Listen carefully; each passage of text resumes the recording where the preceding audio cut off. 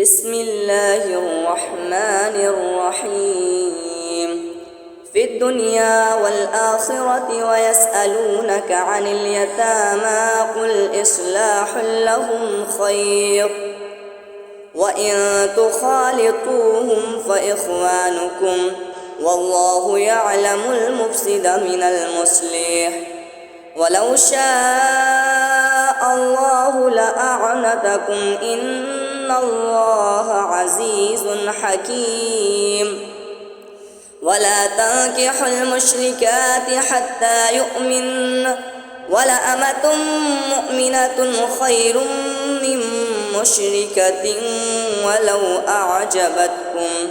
ولا تنكحوا المشركين حتى يؤمنوا ولعبد مؤمن خير من مشرك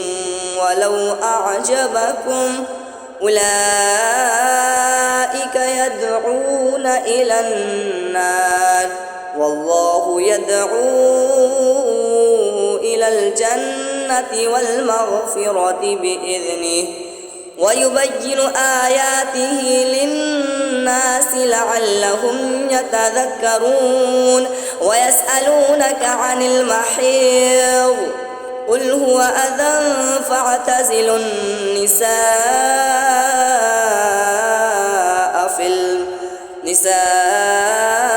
في المحيض ولا تقربوهن حتى يطهرن فإذا تطهرن فأتوهن من حيث أمركم الله إن الله يحب التوابين ويحب المتطهرين نساؤكم حرث لكم فأتوا حرثكم أنى شئتم وقدموا لأنفسكم واتقوا الله واعلموا أنكم ملاقوه وبشر المؤمنين ولا تجعلوا الله عرضة لأيمانكم أن تبروا وتتقوا وتصلحوا بين الناس والله سميع عليم.